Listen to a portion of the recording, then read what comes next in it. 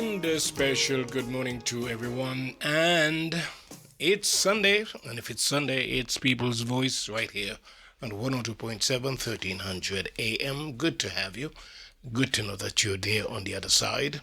Well, we're streaming live as well. If you're not listening to the radio, then you won't be able to absorb this message. But there's a way that you can get in to be able to view our conversation this morning by going to our live stream, which is run on TV Carib platform. And of course, to get there, many ways. You can go to tvcarib.com or you can go to my website, simojournal.com. Either way, you'll be able to get an opportunity to see the faces behind the conversation. But I've invited Mr. Ambassador. I'm going to give him a title because he has been so, and this is one role that I think has been ignored in the development of our country and people of late. And hence the reason why we have seen a few sports ambassadors, and we have a couple of them today, and we have not seen any representation from the pageantry area of late. And I'm wondering what value are we missing when it comes to us playing our individual role as it relates to the development of St.Maarten. These are all important. They are not held every place in the world just because you're playing an important role of an ambassador. So if you are someone who is of another gender, let's say a lady who is beautiful and brilliant and bright, you can play an ambassador role by becoming part of the pageantry system that we have, and then you will be representing St.Maarten at that level. And hence, the reason why I make mention of that is because that has faded out somewhat of late. But we have seen another area where one has decided that, wait a minute, we have a lot of legendary people here in St.Maarten who have served this country in one capacity or the other, and have done a wonderful job at doing so and should be recognized, because too often we wait until they are gone. And then we talk about how good they were and what they have done. But it's also something that we can do. And I would like this to be translated even into our governmental structure, because there were some folks who have served in that capacity as well, who we wouldn't like to forget. Look at and this is quite a long introduction, but it's good to set the platform so that your mind can get around the nature of our discussion for today. Jocelyn Arnold, what we call the Festival Village. And we could not have even do that when he was yet alive. We waited until he's passed. There has been talk about changing the name of the airport and putting maybe a Vance James Jr. Airport, something. We can't always wait until people are passed. And I think what I'm saying relates to just about all of us, to say we are recognizing them. Jeffrey took upon himself the responsibility of recognizing those who have played a legendary role in St.Maarten. And he had quite a successful Legend Awards that was held there at J.W. Marriott. And the response that came after Jeffrey forced me to find room to be able to commend you for what you have done. And it also reminded me of life. We're here today. Many of us have been. We've lost some. But it wouldn't be surprised if tomorrow we're gone. And the big question is, have you played your role? Have you done your part? Are you looking to see the purpose, the real purpose for your existence and playing your role? Kudos to you, brother. Good to have you in anyway. And that will be the nature of the discussion for today. Quite a long one, but I think it was necessary to get our listening audience to realize what is at stake here. You came up with this idea, and I wonder if you think it was fruitful. I mean, I need to hear from you. I mean, outside people are judging as to what's going on. What say ye? First of all, I want to say good morning to you, Wendell, and good morning to your radio listeners. I'm a little hoarse because since Sunday's event, I had to speak to so many people. They're calling me almost every day. So one thing I want to say to the people of St. Maarten, I really love you guys. The reason why I love you so much, and I'm going to say it, because those of you that found time to reach me and congratulate me and say how great the show was, even those that were looking on Facebook, those that were looking online, they were calling and saying they enjoyed it so much. But I listened to you, and I want to make mention to you one important aspect of this particular event that we had, that was called the annual Interact Legend Award Gala ceremony. You mentioned that people die, etc. And the motto of the show, the theme of the show was giving people their flowers while they're still alive. And why I came up with that is because I do a lot of live streaming. I don't know if you know that. I do a lot of live streaming, and one of the events that I live stream a lot is funerals. People would call me and say, hey, I have a loved one that passed away, and I want you to come and to live stream, because there are so much people that can't come to see it, especially people that are living abroad. So I would say no problem, and I would go and I would live stream. But after live streaming, I would see so much times the persons that gave the eulogy would talk about the fact that the person that passed was so good, and they would mention so many things that person did, but that person not able to really listen to what's going on. So I said, let me spin this narrative around, and I came up with the fact that let's give our people, our legends, we call them legends because they had an interview with us, so we call them Interact Legends. Let's give all of them their flowers. And when I say flowers, I don't mean physically flowers. I mean anything. The flower is actually a metaphor. Recognition. You said it very clear. Let's give them their recognition while they can enjoy it, while they can, feel appreciative of it. And that is what we did on Sunday, to make sure that the persons that we brought there, they were all legends, and they were all people that I knew, because all of them I did interviews with. So I got to find out how those persons contributed to St. Maarten, how they made an impact to the people of St. Maarten, etc. And I invited every one of them to the event that we had on Sunday, and give them what was due to them. We had 20 persons, 20 exceptional, outstanding, impactful persons that we choose out of all of them. Of course, all of them were Interact legends, but we chose those 20 persons to say, hey, you guys did an extraordinary job. So we choose 20 of you out of the 100 people that we had. So that was very exciting, because everybody was there thinking, is it me? Is it me? Is it going to be me? So it was like, no, this one, that one, that one. And I told them before, I said, do the maths.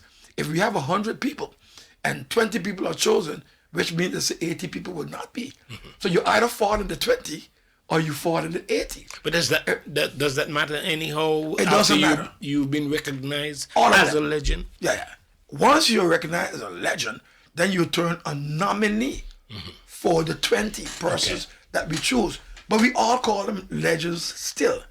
And you said something, and I want to kind of like add to that. All of us, I think I said that to you before I came in south, all of us have one chance at life.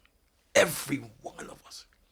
But what is very important, and I have found that, what is very important for you to find the calling that God has given you.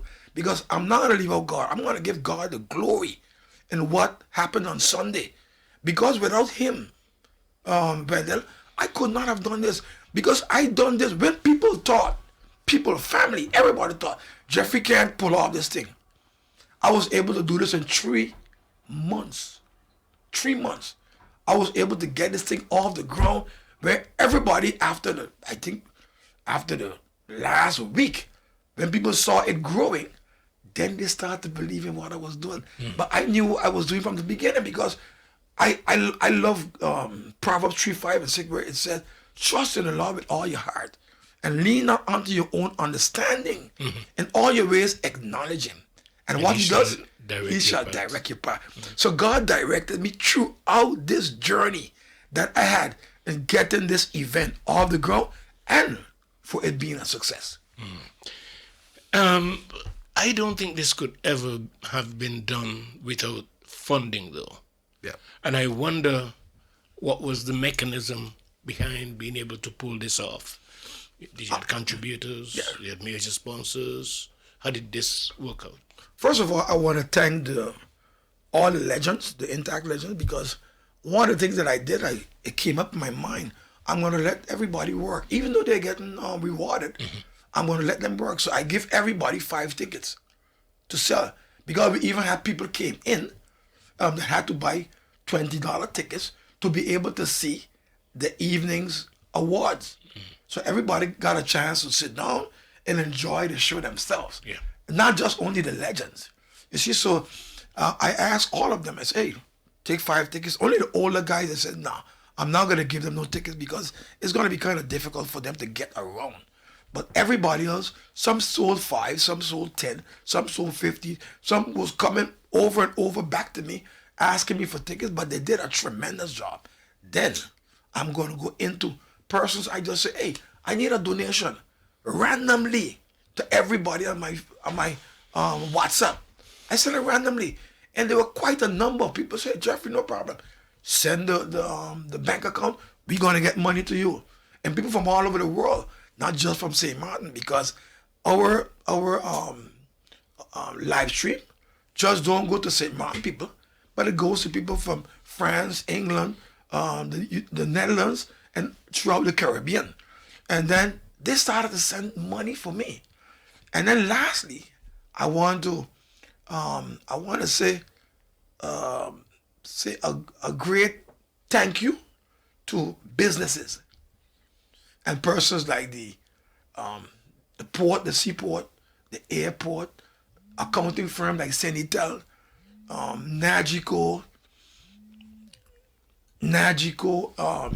so many different persons, so many different organizations. They saw the reason or the way in The which vision. the vision of it they saw, and they were able to say, hey, I can Stand behind you.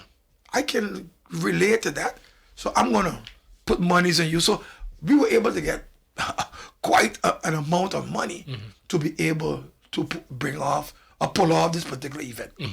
The reason why I asked that too as well, because obviously the award that you were given, you want it to be of substance, that it can last for some time.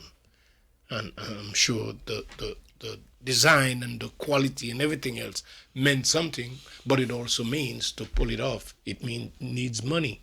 Yep. And I'm not sure how you managed to do it, but you've already explained, which is good because people saw what you were about to Exactly. do. And some people even say, look, hey, you can go with that for free. You don't have to pay for those things. Oh. You could take those things for free. So I want to thank each and everybody that contributed. So I had no big problems in getting contributions to that. Okay. And some people even told me, Jeffrey, have you come in the months of January, February, March? Then is when we have our budget together. And because we went to them in November, December, when the budget is almost depleted. Because everybody's coming looking for sponsorship. So they say, if you come early, we're going to put monies on you. Okay. Because they just love the concept. Yeah. Also, I would want to believe that this whole exercise was revealing, not just for you, but to everybody else, because what was revealed, I'm sure, has a lot to do with the origin of some of these legendary people who make their contribution to St.Maarten, some of which, of course, were not even born here. What you can tell us about the revelation in that aspect? Let me explain you what I did, what I came up with. I said to myself, because there's a lot of people out there talking about St.Maarten, St.Maarten, St.Maarten. I'm not interested in just St.Maarten. I'm interested in what you did for St.Maarten. So it doesn't matter. You can be born in Timbuktu, or you can be born in any island of the Caribbean, or in Europe. As long as I do a research on you, and I found out the things that you have done, the mark that you have made on this country, the impact that you have made, the people that you have touched. If you are one of those people, Then you can come on my interview, and then you'll be considered one of the Interact legends, because persons like, I'm gonna give you names like Patricia Lawrence, Patricia Flanders. These are people that did so much for this country. People like Maxud, Imran Maxud, Cedric James, even Bucks, the drummer. He did a lot in terms of drumming. Even though he's where he's at, he did a whole lot, you know. And then you have Tashina Maku Thomas. She's doing a lot of stuff at Turning Point, you know. Elmora Aventurin. People like Melvin Hodge. You know, people like Ado Stanford. People like Alicia Liverpool. You know, all of Julian Rolox. People like Brian Mead. They told me Brian Mead started working here at PJD2. You know, people like Dr. Emiko Bird Lake. You know, Sharina Fleming. I mean, all these people, Kimberly Brown. And they are from all walks of life. They're not just musicians. They're not just sportsmen. But the Marvin Bubba Tree, they all come from different fields. So I didn't choose just from one particular field. Like the Grammy Awards, it's persons who sing. I didn't do that. I went to every field. Journalists I went to even, you know, because you were one of them that was on the program. And so I went to different fields and I said, these guys, I'm going to interview them, and then I'm going to come with this program. And what we did is we look at 4 different areas that was very important to, I think, people, and for me and the committee that chooses people. Number 1, your humility.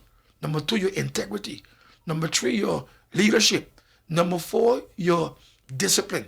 So those things had to be also a part of the person, because they're a person that is very good in what they do, but they're lacking these things. And that's why we put those areas as well with choosing the persons who were the top 20. So I take note of something you said earlier, annual. Anyway, So which means that you're looking towards doing this every year? Yeah. How would the concept work when you have already identified so many legends, and if they are once still alive is going to be factored into your continued award? How would that work? let me just say a couple things. We had 2 slideshows. One slideshow was all of the living legends that we had on our programs, our interviews, and we did a nice little slideshow from them. So everybody was able to see themselves. So they felt good to see themselves on a slideshow. Then we had persons that were already died, passed away, and we did a slideshow with those people as well. So we bring in people like Claude Watty and Vance James and Raoul Illich and Freed Richardson and Gamali, Benjamin and Morose Toulon and Helen Hart and all these people. We showed those people as well, but those people passed. But one thing that they did, we also look at what they did for St.Maarten while they were alive. That is why they were chosen. So next year is going to be the same thing. There's people that are going to pass. Even persons like Earl Williams. Just before we did the show, he passed on. He passed on. We had Bing for town. Jones, Elton Jones' father. Just before we did the show, he passed on. You know, so you're going to have persons that are going to pass on between now and 2026. I mean, every day people pass on. People pass away. You know, so you're going to have that. But one of the things you're going to have also, you're going to have living legends, because we're starting in January to interview people again. And then you're going to start with those persons who are living legends, who we are going to be honoring for 2026. I already have about 4 or 5 persons on for January, but I have 94 people that wants to be on the program. They already called me, hey, I want to be on the program. Because everybody wants to leave a legacy behind. This thing is all about legacy, Wendell. Because my son, my grandson, my brother, my sister, when I have passed, they would want to know, these are the things that I learned from them. Because all these interviews, they come with some sort of learning, education. I was able to learn something from each one of these people that I interviewed. I did something that night that was very, how should you put it? People did not really realize I was going to do it. I took the mic. The first thing I do, my brother introduced me. And he talked about me, about all the things that I did, because I did quite a lot of things here in St.Maarten. You might not know, the listening audience might not know. I was involved in sports. I was involved in the boys brigade. I was involved in church. I play music. I compose songs. I did so many different things in St.Maarten. And when he finished, I took the mic from him. I said, I love the things that you said about me, but tonight is not about me. Tonight is about all these Interact legends that you see right in front of you. I did this for them. I did this for those people. Because for me, those are more important. I love those people. Every single one of them. Even though they have characters, different characters, I love them because I know God made all of us unique. So all of us is going to have different character, different way of thinking, etc. And then there's something I want to say that it like, you asked me a question. And I want to bring back that question that you asked me. Which one of them? The one just before. Just before you asked me a questions about the legends. And those legends, I said to you, there is 94 legends that still have to go on. I have to choose them. But one of the things that we do, and you know that, Wendell, we select them based on a criteria. And if you look at all the legends this year that was a part of this event, gala ceremony, all of them had something to offer. Each one of them. Whether it's in the justice system, we had Mr. H.N. Myers were there. He was part of it as well. You know, Geronimo Juliet, a lot of people knows him. He had a bodybuilding, a gym. You know, so all of these people, they were happy to be there. Louis Fortuno, a businessman. Yeah. You know, so we had so many people. I was so overwhelmed by the way those guys accepted what I did for them on that particular day. All right, folks, I'm here with Ambassador Jeffrey Richardson, and I'm sort of adding to those persons who felt that the role that you played on that night of the legendary awards is an ambassadorship towards St.Maarten. Let's turn the attention to you a little bit, because yesterday too I listened to you on that sports show, and you were really bringing up some stuff that was surprising to a lot of people. Yeah. But I heard on the road, I heard that. It just so happened that in my growing up years too, we were neighbors, so a lot of what you were talking about I could relate to. And your involvement in sports. Tell us a little bit about your contribution in that regard, and whether you yourself was a sportsman. Yeah, of course. I mean, from young growing up, I even talked to certain of the legends about that. And years growing up, you always had a hobby. Some people were in sports. Some people was in the arts. Let's say they were dancers. I remember Sylvia Jacobs, for example. Mm-hmm. She was a dancer. She was in a dancing group. Yes. She was a dancing group. You know, so everybody did something that they loved doing. You know, and in my case, we used to play baseball. We used to play volleyball. Mm-hmm. And we used to do it in the yard. Because my mother always, and I told people, I'm not an ambassador. My mother is a real ambassador. Yeah, my mom. So why do you want to remove the ambassadorship? I want to remove it because the way my mother raised us. You know that. You know the way my mother raised all of us. My mother raised us in a way, she told us, hey guys, you can't go nowhere.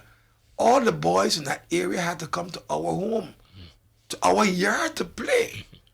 So we got to know all the boys that lived in that area, the Holidays and all of the rest of them. They used to come and we used to play basketball, baseball, and volleyball the most. Basketball a little, but those two. And then they started with organized baseball. That was called the Latin American Championship Baseball. They started it in St.Maarten, but what they did that was very smart about them, Mr. Major Brown, he was one of the legends too. Yeah. Major Brown was a great guy, but he's getting on, he can't see too well, etc. I was by him yesterday, talking to him, trying to talk to him, but he told me come back today to see him. He was one of them together with Mr. Baco, Erwin Richardson. They started with the Little League. They had the Little League and the Senior League. In those days, I played for Senior League. My brother Dolphy played Little League, and then we started to play organized baseball. But what they did that was very smart, they put the baseball with different areas playing against each other. So let's say Cul-de-Sac and Saunders, they joined them. St. Peter's and Surrey Ward, they joined them. Milleridge and Soccer Garden, they joined them. Simpson Bay and Kobe, they joined them. So they were played by districts. So everybody knew each other. So that would make it so exciting. And once we started that, we started going to the Latin American Championship. And they made selections out of the different teams. The districts, and they would travel to, let's say, Panama, Curacao, Aruba, Mexico. I traveled to Venezuela and different places. And people started to feel good about themselves. But one of the things was missing with all of these things, I believe, is you have to make sure you bring those sports on a different level. And that is something we didn't have. That's why Curacao today, they're going now in the soccer soccer field. Yeah, the soccer area. I think they're going to the last. Yeah. The World Cup. The World Cup. Yes. They're going to the World Cup. The reason why they're going to the World Cup is because what they do. I told Antonio and the guy they had on yesterday, no, Antonio it was, I said the most important thing for people that are playing sports is about winning. Yeah. I mean, well, I think something we need to do as well, we need to put more focus as a country on the sports legendary aspect and put some more money in it so that we can bring it to another level, because I think that is also one of the things that's missing. Allow me at this point to just take a break. We are at that point. Again, folks, I'm here with Mr. Jeffrey Richardson. We are commending him and giving him an opportunity to respond to the feedback based on his experience with the Legendary Awards. We'll take a quick break and come back. Budget always goes to education. Yeah. It always goes to education. Because people believe education is the most important ministry out of all the other industry. But look at justice.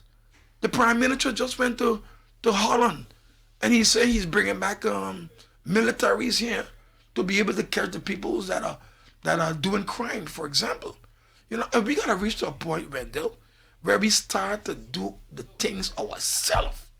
I can't say that enough. We gotta reach to the point where we say no. We got 10-10-10, which is separate status, on the 10th of October 2010, and it's time for us to learn how to be able to raise our own funds so that we're able to take care of ourselves. Yeah. Because if we can't do that, the people that is talking about independence, they can just forget about it. Yeah. And independence starts when you start to look at yourself. I look at Michael Jackson, and he says something I will always mention to the people of St.Maarten. He said, change starts with the man in the mirror. So if you want to change, take a look at yourself, look in the mirror, and that person is the first person we have to change. But many times we look at other people. I look at the different ministries, the different members of parliament. They're always pointing at each other. That doesn't work, Wendell. What works is what I can do to make St.Maarten a better place to be. What I can do. You know, just to stay with that for a little bit from your accountant knowledge, I think the biggest challenge we have, and we got to look at those persons who make those decisions to set the platform or the foundation that is hurting us even today.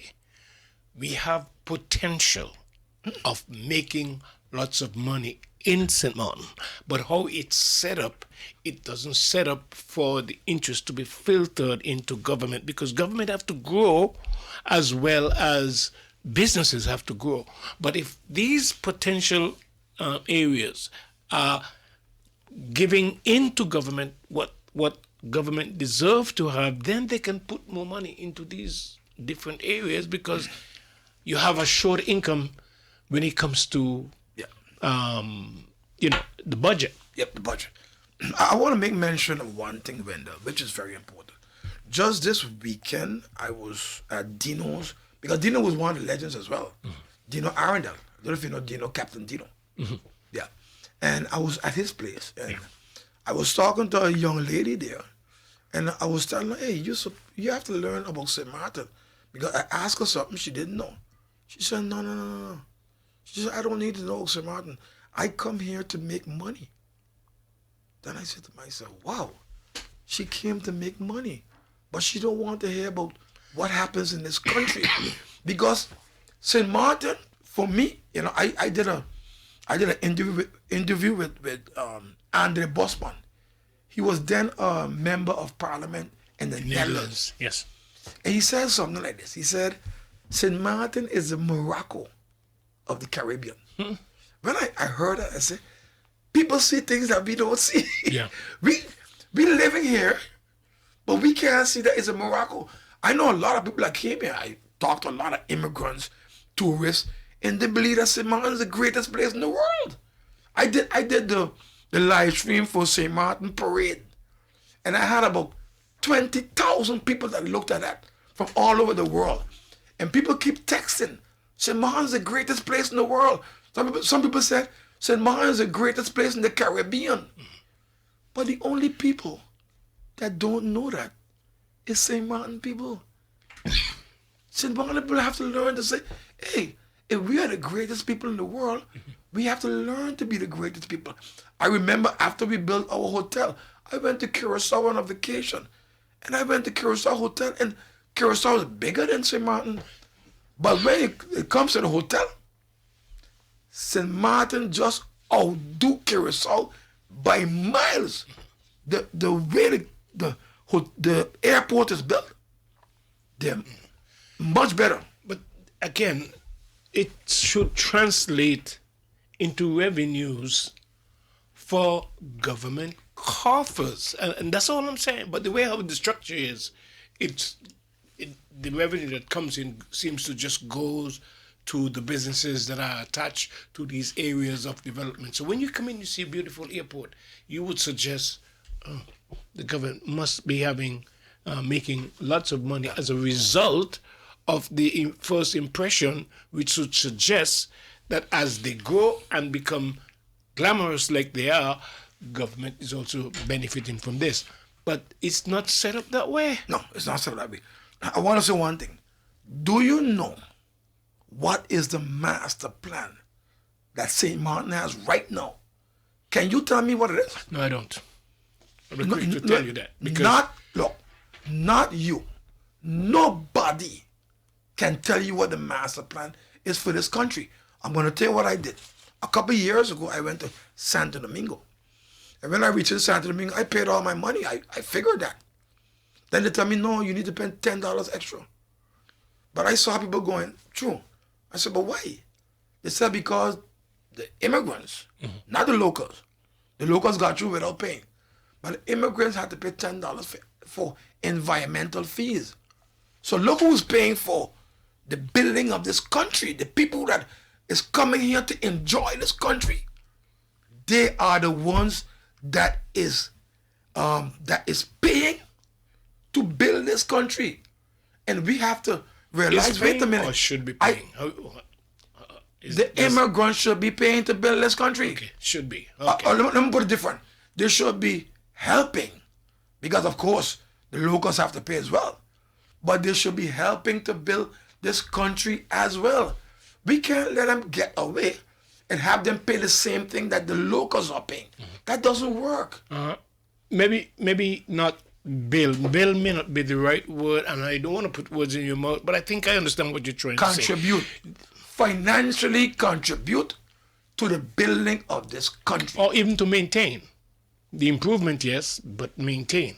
And that means some taxable income should be set up for government to benefit extra from all the activities that everybody's enjoying. You just mentioned those people around the world that are saying St.Maarten is so good. Let me take a break for you. Let me take a call for you first, and then we'll get back to a conversation. Yes, caller, good morning. Yes, caller, good morning.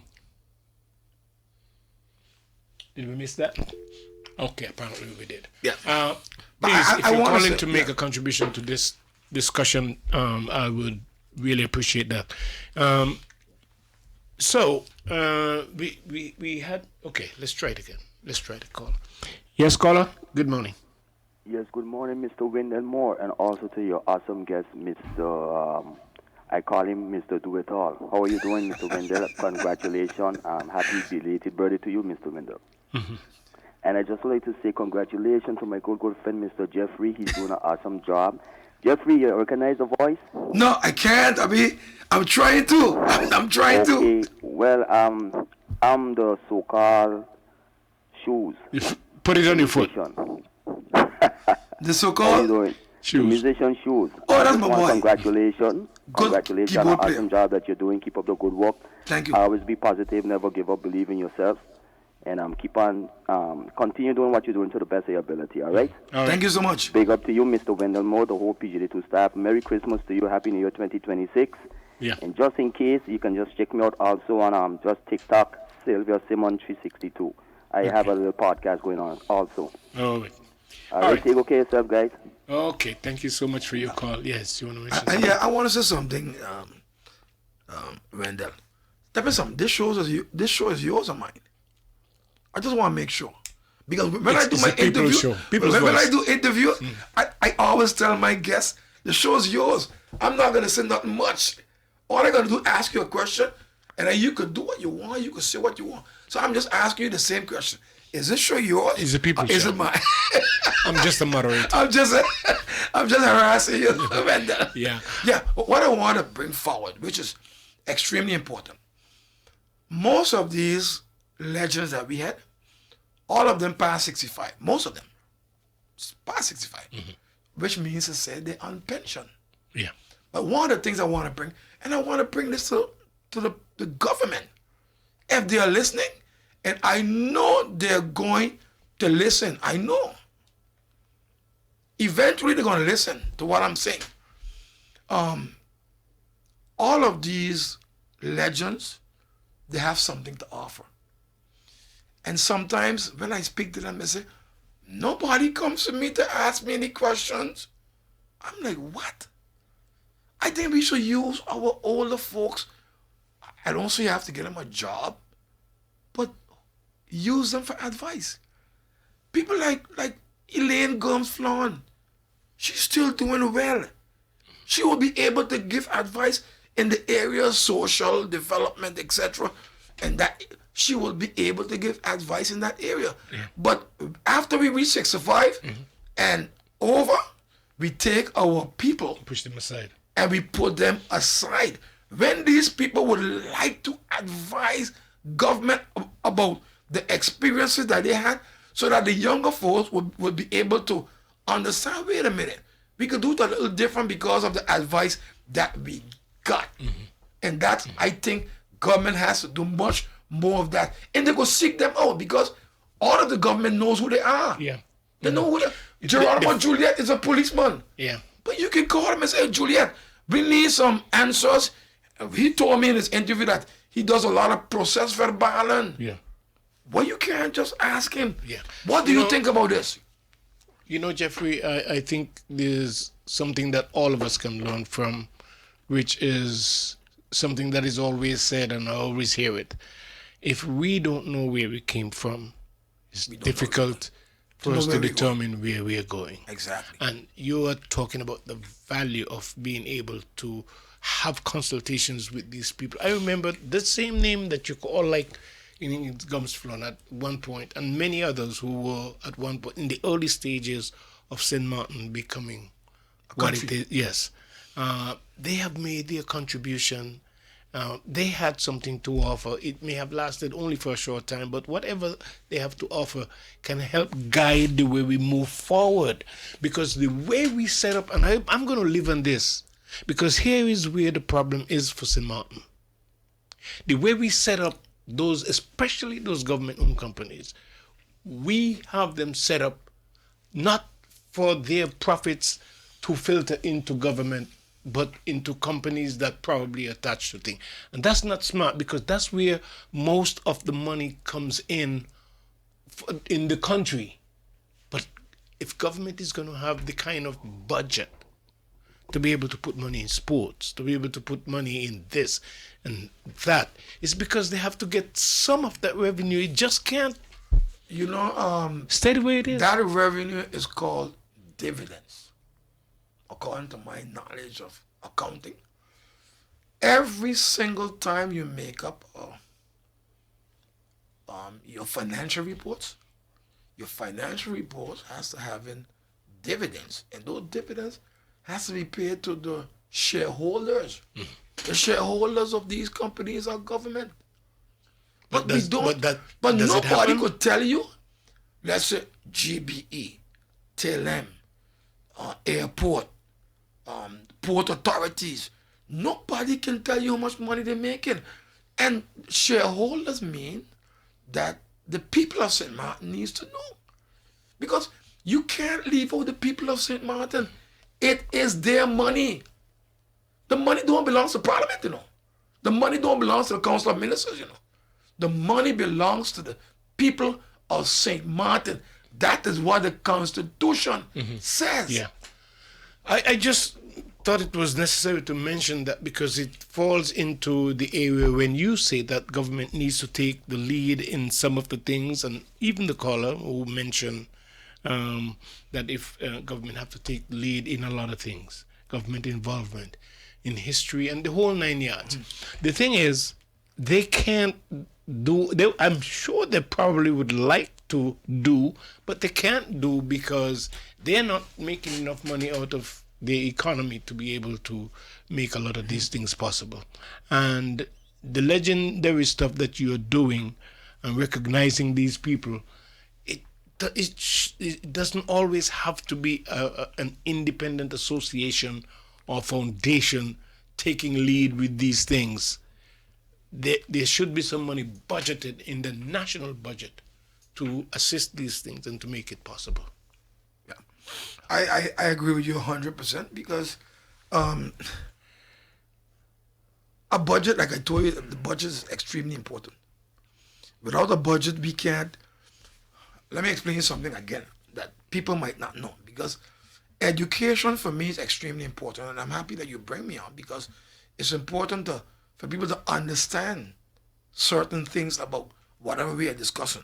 For example, if the budget is not approved for a particular year, they have to use the budget for the year before.